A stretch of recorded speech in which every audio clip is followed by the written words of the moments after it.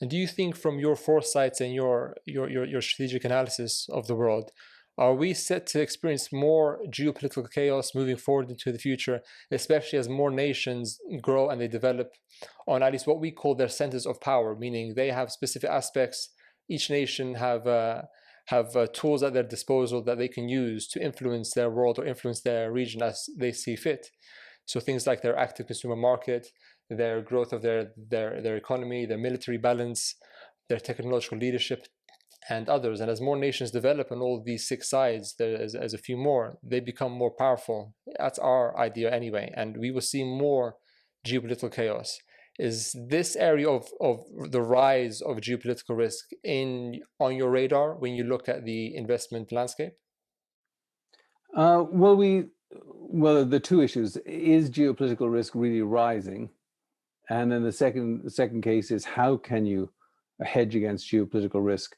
So I think it's still an open question. I think, clearly the long-term threat from nuclear arms is growing, and that's, nobody ever talks about it. And I, hope to God we don't have to think about the year in which nuclear power or nuclear weapons really turned our world upside down the way this pandemic has this year. But it's out there, and that is getting worse over time. I think we're also in a situation where, in a lot of democracies, populism rules the roost on both the left and the right, and I frankly find populism very dangerous, because democracies depend upon well-informed well-informed voters making logical decisions, and that usually supports, centrist, moderate governments, and that's what you want to see.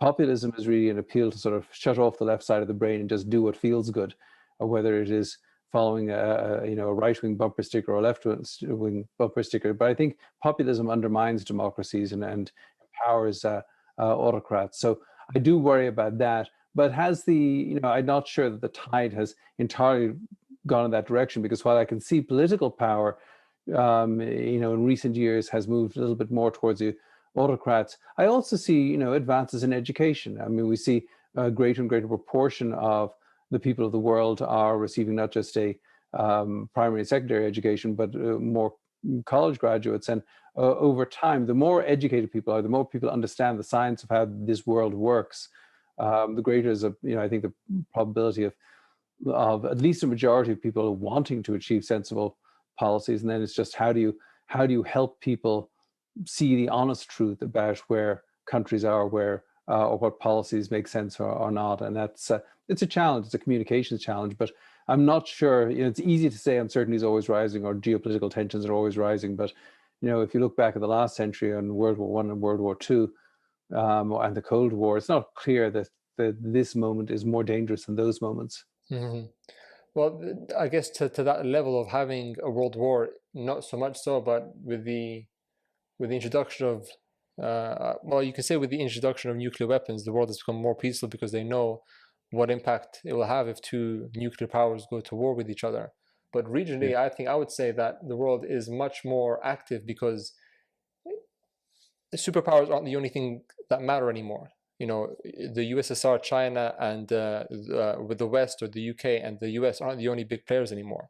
The Security Council is there in name, but in terms of active movements and active geopolitical issues, they're very much regional, with players that didn't really have a voice even 20 years ago, now having much more of a voice, although not to the level of a world war, but they have a chance to express themselves through the use of their power, whether it be increasing tariffs because their consumer markets are now bigger, so that's a pull for them, because they can use that as a bargaining chip with other nations if they need to.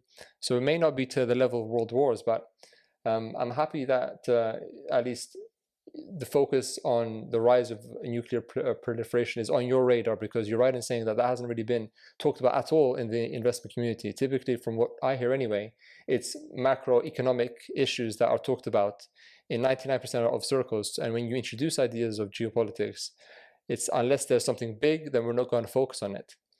Um, Yes, and I think, to your point, I mean, I do think that technology empowers the individual, and that, in some ways, that's why small powers or small groups or small terrorist groups are far more scary today, than they would have been in the past. I mean, if you turn the clock back 200 years ago, if you turn back to say the Napoleonic Wars, the power of a nation, the relevance of a nation depended entirely upon its ability to wield an enormous military and send an army, across land or sea, and that's just not that's not the world we live in anymore. So we have a right to be worried about people, a few individual players in cyberspace or in dealing with various potential weapons of mass destruction, or even using technology in clever ways, obviously in 9/11 against a superpower. So it is a more complicated world in that sense, because it's not just a simple manpower issue in terms of